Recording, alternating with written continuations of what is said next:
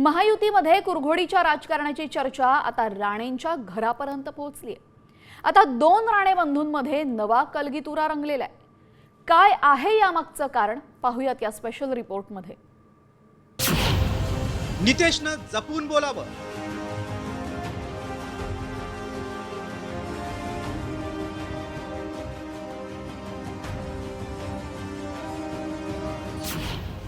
भाजपचे राणे विरुद्ध शिवसेनेचे राणे।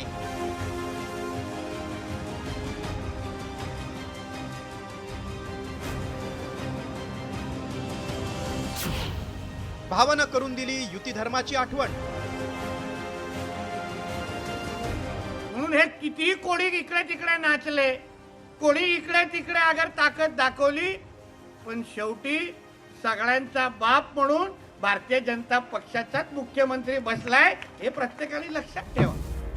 ऐकलत, कुणी किती ताकद दाखवण्याचा प्रयत्न केला तरी तुमचा सगळ्यांचा बाप मुख्यमंत्री पदावर बसलाय असं वक्तव्य करून भाजपचे मंत्री नितेश राणेंनी शिंदे गट आणि अजित पवारांच्या राष्ट्रवादीला इशाराच दिलाय। हाच इशारा नितेश राणेंचे भाऊ आणि शिंदे गटाचे आमदार असलेल्या निलेश राणेंना चांगला झोंबलाय। निलेश राणेंनी नितेश राणेंना थेट युती धर्माचीच आठवण करून दिली। की भारतीय जनता पक्षाच्या कार्यकर्त्यांनी नेहमी एक लक्षात ठेवा की देशाचा पंतप्रधान हे भारतीय जनता पक्षाचे आहेत, राज्याचे मुख्यमंत्री हे भारतीय जनता पक्षाचे आहेत। म्हणून हे किती कोणी इकडे तिकडे नाचले, कोणी इकडे तिकडे अगर ताकद दाखवली, पण शेवटी सगळ्यांचा बाप म्हणून भारतीय जनता पक्षाचाच मुख्यमंत्री बसलाय हे प्रत्येकाने लक्षात ठेवा। विषय जो बोलायचा होता की आपण महायुतीमध्ये आहोत, महायुतीमध्ये वातावरण तसं चांगलंच आहे आणि ते चांगलंच राहिलं पाहिजे, त्याच्या पलीकडे काय नाही। मात्र निलेशजी तुम्ही टॅक्स फ्री आहात असं म्हणत निलेश राणेंना डिवचलंय। त्यामुळे राणे बंधूतील कलगीतुरा वाढण्याची शक्यता असल्यानं थेट भाजपचे प्रदेशाध्यक्ष चंद्रशेखर बावनकुळेंनी सारवासारव करण्याचा प्रयत्न केला। तर ठाकरे गटानंही संधी साधत नितेश राणेंना सबुरीचा सल्ला दिलाय। माननीय मुख्यमंत्री राज्याचे प्रमुख आहे, राज्याचे नेते आहेत, राज्याच्या सरकारमधलं मुख्यमंत्री हे राज्य चालवतात, त्यामुळं काही अन्याय झाला असेल तर तो दूर माननीय मुख्यमंत्र्याकडनं होऊ शकतो असा बोलण्याचा सूर त्यांचा होता। पण ते बाप वगैरे निघाला आहे तेवढा एक थोडा त्या ठिकाणी काही मन दुखले असतील। नाही, मला असं वाटतं की खरंच नितेशने अतिशय सांभाळून बोललं पाहिजे। तुमच्या सोबत घेतलेले पक्ष उडी मारून येऊन मांडीवर बसलेल्या पक्षांना तुम्ही डिच करताय। विरोधी पक्ष तर आम्ही त्या गोष्टीकडे फारसं सिरियसली घेतच नाही आहे, पण किमान सत्तेत असलेल्या पक्षाला तरी डिच करू नका असं आता आम्हाला सांगण्याची गरज आहे। विधानसभा निवडणुकीपूर्वी निलेश राणेंनी शिंदे गटात प्रवेश केला, त्यामुळे एकाच घरातल्या राणे बंधूंचे पक्ष वेगवेगळे आहेत। आता याच पक्षांच्या भेदामुळे नात्यातही कलगीतुरा रंगलाय। मात्र पक्षांसाठीचा भावाभावांमधील संघर्ष नारायण राणेंसह पक्षातील वरिष्ठ नेत्यांकडून मिटणार की हा संघर्ष आणखी पेटत राहणार? ब्युरो रिपोर्ट, साम टीव्ही न्यूज। दरम्यान आता नितेश राणेंनी केलेल्या वक्तव्यावरनं राजकारण्यांनी त्यांचे कान टोचलेत, पाहूयात। हा जो निधी आहे धाराशिव जिल्हा नियोजन समितीचा, हा निधी काय कणकवलीची बावडलोपार्जित इस्टेट प्रॉपर्टी विकून त्या ठिकाणी दिलेला निधी आहे का हो? जर त्यांची वडलोपार्जित जमीन विकून जर दिलेला निधी असेल तर जरूर त्यांनी त्याच्यावर अधिकार सांगावा। महाराष्ट्रातील जनतेच्या लक्षात आलं असेल की आपण टाकलेल्या मताची सूज यांना कशी आलेली आहे आणि आता आपण सत्ता आली म्हणजे आपणच मालक झालो। मला वाटतं अशा पद्धतीचं जे वागणं आहे त्याची सूज जनता उतरवल्याशिवाय राहणार नाही। असं की त्या प्राप्त परिस्थितीत काही आपल्याला काही निर्णय करावे लागतात, काही राजकीय भूमिका मांडावी लागते। तर ते त्यांनी आता जी भूमिका नितेशजींनी मांडलेली आहे ही नेहमीच पक्षाला पूरक राहिलेली आहे।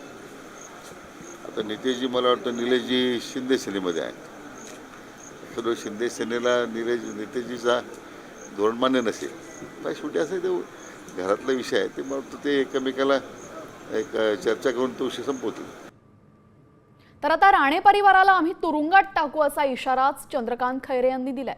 राणे परिवाराकडनं भाजपा संपवण्याचा घाट घातला जातोय असा आरोपही त्यांनी यावेळेस केलाय।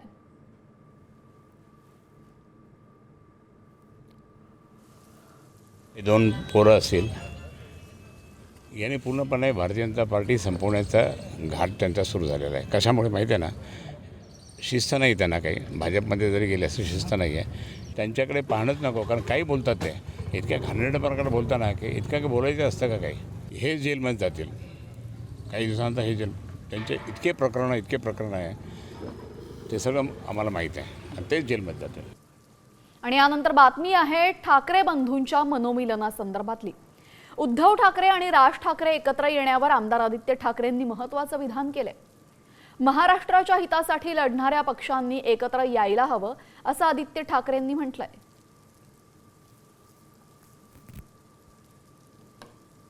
सतत बोलत आलेलो आहे की महाराष्ट्राच्या हितासाठी, मराठी माणसाच्या हितासाठी, आपल्या समाजाच्या हितासाठी जे कोणी पक्ष सोबत यायला तयार आहेत आम्ही त्यांना घेऊन हा लढा देऊ. म्हणून जे कुठचेही पक्ष ह्या महाराष्ट्र हितासाठी लढत आहेत त्यांनी एकत्र येऊन लढणं गरजेचं आहे. तर ठाकरे बंधूंच्या युतीच्या चर्चेदरम्यान मनसे आणि ठाकरे गटाच्या नेत्यांच्या भेटीगाठी सुरू झाल्यात. त्यातच दादरमधील एका लग्न समारंभामध्ये मनसे नेते नितीन सरदेसाई आणि ठाकरे सेनेचे नेते सुनील प्रभूंनी एकमेकांची हातमिळवणी करून जोरात हात मिळवूयात असं वक्तव्य केलं. तर बाळा नांदगावकर आणि विशाखा राऊत यांचीही भेट झाली. आता युतीच्या चर्चांदरम्यान नेत्यांच्या भेटीगाठींमुळे राजकीय चर्चांना मात्र उधाण आलं. ठाकरे गट आणि मनसे गटाच्या भेटीगाठी आपण पाहतो. एका लग्न सोहळ्यादरम्यान दोन्ही नेते भेटले आणि जोरात हात मिळवूया असं म्हणत त्यांनी एकमेकांना मुश्किल स्मितहास्य दिलेलं.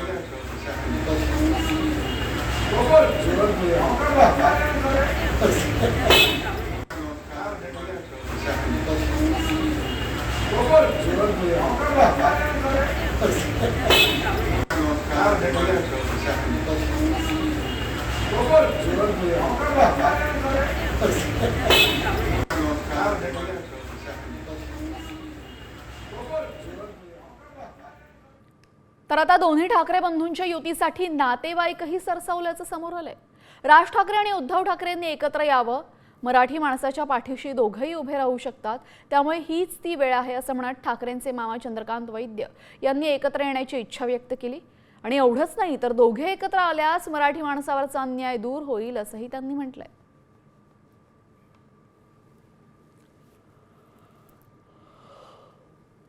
मी आज अनेक वर्ष राज आणि उद्धव एकत्र यावे याचे प्रयत्न करतोय आणि मला सुद्धा मनापासून असं वाटतं की हीच ती योग्य वेळ आहे की दोघांनी आता तरी एकत्र यावं आणि महाराष्ट्राच्या आणि मराठी माणसाच्या हितासाठी तुमच्या दोघांची गरज आज पूर्ण महाराष्ट्राला आहे.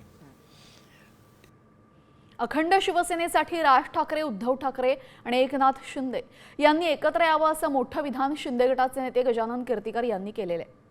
राज आणि उद्धव यांनी एकत्र आलं पाहिजे ही इच्छा महाराष्ट्रातील असंख्य शिवसैनिकांची आहे आणि शिवसैनिकांसाठी महाराष्ट्रासाठी ते गरजेचं आहे असंही कीर्तीकर म्हणाले. तसंच राज ठाकरे आणि उद्धव ठाकरे एकत्र न येण्यासाठी अदृश्य शक्ती असल्याचंही कीर्तीकर म्हणतात. तर गजानन कीर्तीकर जे काही बोलले ते त्यांचं वैयक्तिक मत होतं असं रामदास कदमांनी म्हटलेलं आहे. विभाजन झाल्यामुळे हा जो मोठा जनाधार जो आहे शिवसेनेचा बाळासाहेबांनी तयार केलेला तो विस्कळीत व्हायला लागलेला आहे आणि तो एकत्र येणं म्हणजे राज ठाकरे, उद्धव ठाकरे यांनी तर एकत्र आलंच पाहिजे. ज्या पद्धतीने एकनाथ शिंदेने बाळासाहेबांचा विचार पुढे घेऊन शिवसेना त्याचं नेतृत्व करत आहेत, त्यांच्याकडे सुद्धा जनाधार आहे शिवसेनेचा, ते देखील याच्यामध्ये सामील झाले पाहिजे. गजानन कीर्तीकर साहेब जे बोलले ते त्यांचं वैयक्तिक मत आहे, ते पक्षाचं मत नाही. मी आठू साहेब, गजाभाऊ आम्ही तिघे बसणार आहोत आणि जे गैरसमज झाले होते ते सगळे गेले झाले माहिती होतं. त्यामुळं तो जो विषय आहे तो त्यांचा वैयक्तिक होता, पक्षाचा नाही. गेल्या काही दिवसांपासून राज्यामध्ये ठाकरे बंधू एकत्र येण्याच्या चर्चा रंगल्यात आणि त्याच पार्श्वभूमीवर आता पवार काका पुतण्याचं देखील मनोमिलन होईल अशी चर्चा आहे. पांडुरंगाची इच्छा असल्यास बहीणभाऊ आषाढी एकादशीपर्यंत एकत्र येऊ शकतात असे मिटकरी म्हणाले. तर त्यावर कार्यकर्त्यांना विश्वासात घेऊनच योग्य तो निर्णय घेतला जाईल अशी प्रतिक्रिया सुप्रिया सुळेंनी दिलेली आहे. पांडुरंगाची इच्छा असली तर आषाढी एकादशीपर्यंत ते होईल. अजून तसा काही प्रस्ताव असल्याचं कळलेलं नाही, पण 10 तारखेला पक्षाचा मेळावा पुण्याला होतोय त्यामुळं 10 तारखेपर्यंत आपण वाट बघा. पवार साहेबांच्या कामाची पद्धत तुम्ही 6 दशकं म्हणजे तुमच्या सगळ्यांच्या जन्माच्या आधीपासून सगळ्यांनी पाहिलेली आहे की पवार साहेब जो काही निर्णय घेतात किंवा जे काही मार्गदर्शन करतात ते लोकशाही पद्धतीनेच होतं. त्याच्यामुळे जो काही निर्णय पक्षाचा असेल तो त्या शेवटच्या कार्यकर्त्याला कॉन्फिडन्समध्ये घेऊनच त्याच्या मनात जो असेल तोच निर्णय पक्ष घेईल. युनिलॅटरली आम्ही कुठलाही निर्णय आजपर्यंत घेतला नाही आणि घेणारही नाही. तर आपण पाहतोय यावेळेस दोन्ही काका पुतणे एकत्र येणार अशा चर्चा रंगू लागल्या असताना पुण्यामध्ये उद्या पुन्हा एकदा शरद पवार आणि अजित पवार एकाच मंचावर येणार आहेत. पुण्यातील वसंतदादा शुगर इन्स्टिट्यूटमध्ये होणाऱ्या ऊस उत्पादकतेसाठी एआयचा वापर या चर्चासत्रामध्ये ते उपस्थित राहतील. शरद पवार यांच्या अध्यक्षतेखाली होणाऱ्या या कार्यक्रमाला सहकार मंत्री बाबासाहेब पाटील आणि कृषी मंत्री माणिकराव कोकाटेही उपस्थित राहणार आहेत.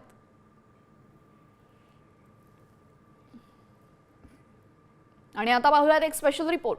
महाराष्ट्र विधानसभेच्या निकालावर प्रश्नचिन्ह उपस्थित करत राहुल गांधींनी आर्टिकल बॉम्ब टाकला होता. त्याला आता मुख्यमंत्री देवेंद्र फडणवीसांनीही उत्तर दिलंय. मात्र फडणवीसांनी त्यांच्या लेखात नेमकं काय म्हटलेलं आहे आणि विरोधकांनी यावर कसा पलटवार केलाय पाहूयात या स्पेशल रिपोर्टमधनं. महाराष्ट्राच्या निवडणुकीमध्ये मॅच फिक्सिंग.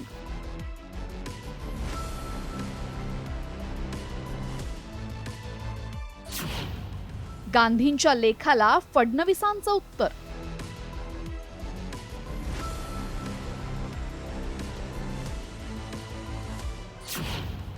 गांधी विरुद्ध फडणवीस आर्टिकल वॉर.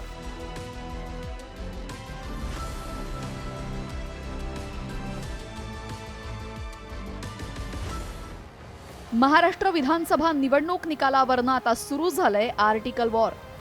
महाराष्ट्र विधानसभा निवडणुकीत घोटाळा झाल्याचा दावा करत राहुल गांधींनी आर्टिकल बॉम्ब टाकत निवडणूक आयोगावर गंभीर प्रश्न उपस्थित केले आणि भाजपालाही आरोपीच्या पिंजऱ्यात उभं केलं.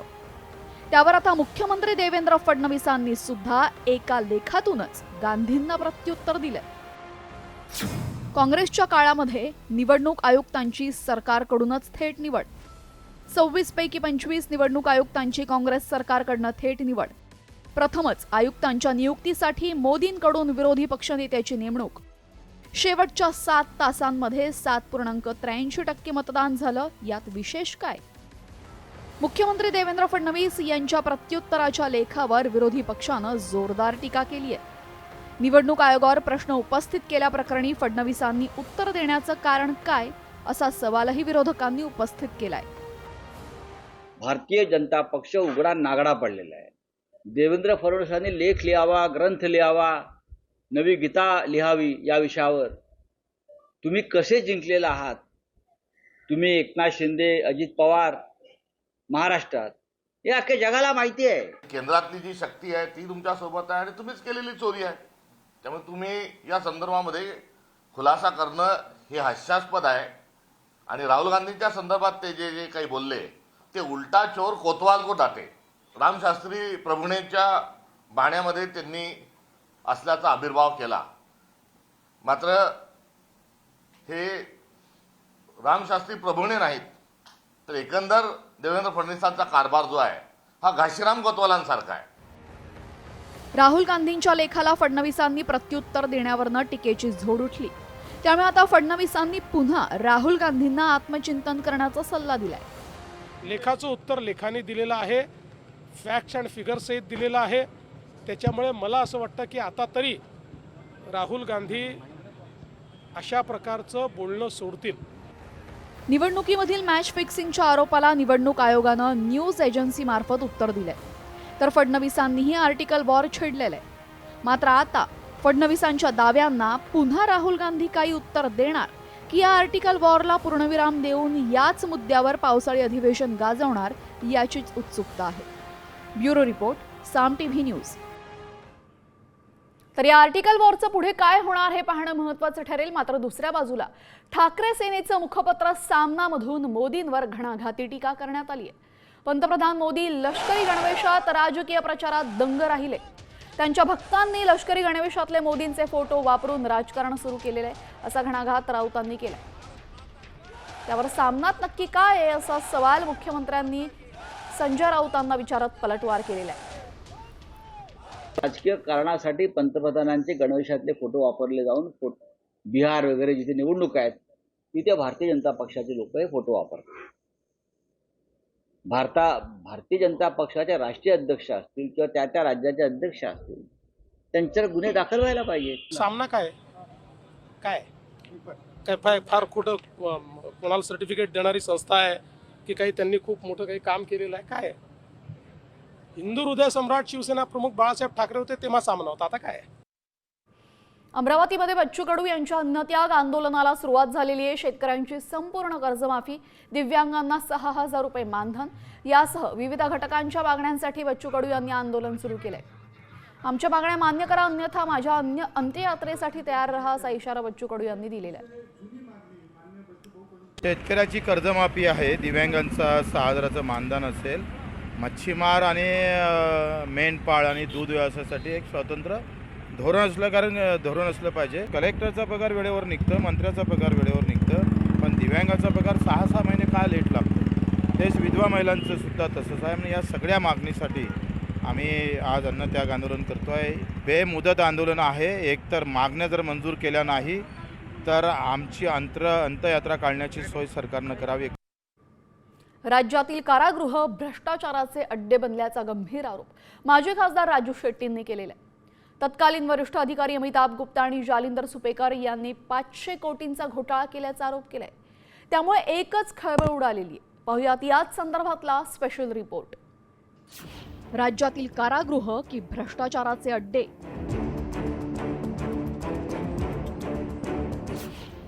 कैद्यांच्या नावाखाली 500 कोटींचा घोटाळा.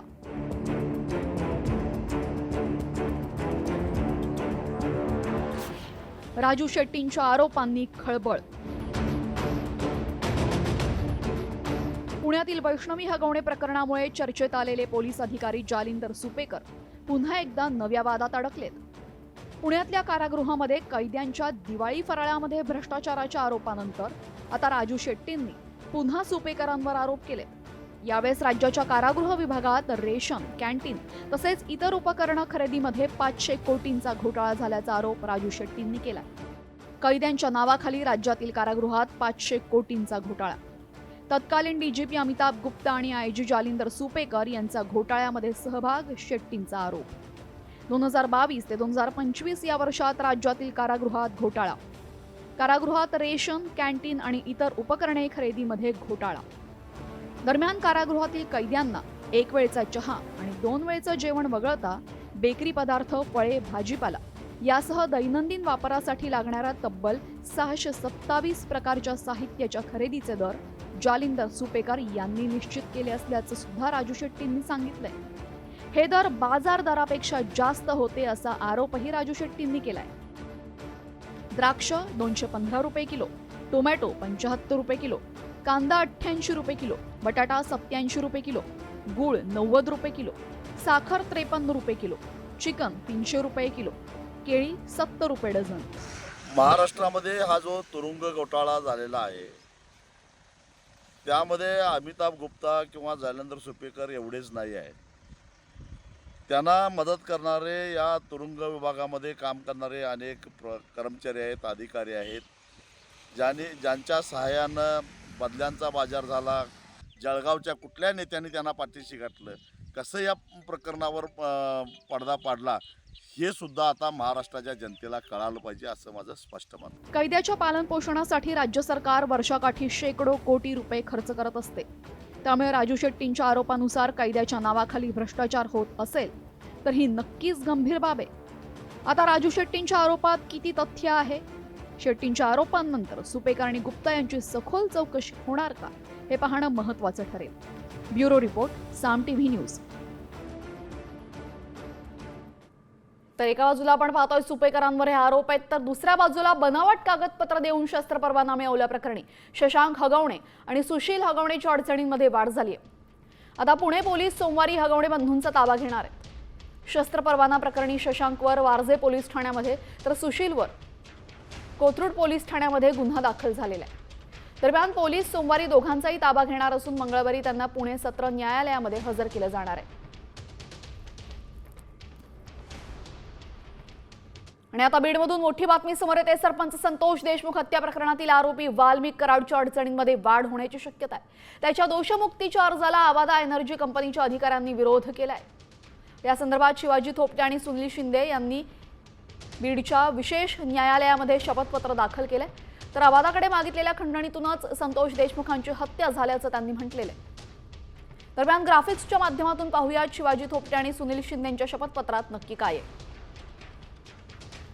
आवादाकडे मागितलेल्या खंडणीतूनच संतोष देशमुखांची हत्या. आरोपी विष्णू साठेच्या मोबाईलवरनं कराडने खंडणी मागितल्याचा आरोप. आवादा प्रकल्पाच्या वॉचमनला सुदर्शन घुले आणि त्याच्या गँगनं मारहाण केली आहे. खंडणी द्या नाहीतर काम बंद करू अशी धमकी घुलेने दिलेली आहे. कुणावरही दबाव येऊ नये म्हणून कराडला दोषमुक्त करू नये असंही त्यामध्ये म्हटलंय. नितेश राणेंनी भान ठेवून आणि जपून बोलावं असा सल्ला त्यांचेच बंधू निलेश राणेंनी दिला. दरम्यान आता धाराशिवच्या सभेमध्ये बोलताना सर्वांचा बाप भाजपाचाच मुख्यमंत्री बसलाय असं आक्रमक विधान नितेश राणेंनी केलं होतं. यानंतर निलेश राणे यांनी ट्विट करून नितेश राणेंना जपून बोलण्याचा सल्ला दिला होता. आता ही पोस्ट निलेश राणे यांनी डिलीट केलेली आहे. आपण पाहिलं सकाळपासून नितेश राणे आणि निलेश राणे यामध्ये कलगीतुरा रंगलेला होता. नितेश राणेंनी आता त्यांचं ट्विट डिलीट केलेलं आहे. तुम्ही टॅक्स फ्री आहात असा टोला यावेळेस त्यांनी निलेश राणेंना म्हणजे स्वतःच्याच सख्ख्या भावाला लगावला होता. आणि त्यानंतर आता नितेश राणे यांनी हे ट्विट ही पोस्ट डिलीट केलेली आहे. आताची मोठी बातमी आपण पाहतोय. आज सकाळपासून निलेश राणे आणि नितेश राणे यांच्यामध्ये हा कलगीतुरा रंगलेला होता. यावरनं अनेक राजकारण्यांनी सुद्धा राजकीय वर्तुळात सुद्धा चर्चांना उधाण आलेलं होतं. वादग्रस्त विधान नितेश राणेंनी केलं होतं आणि जपून बोला असा सल्ला निलेश राणेंनी दिलेला.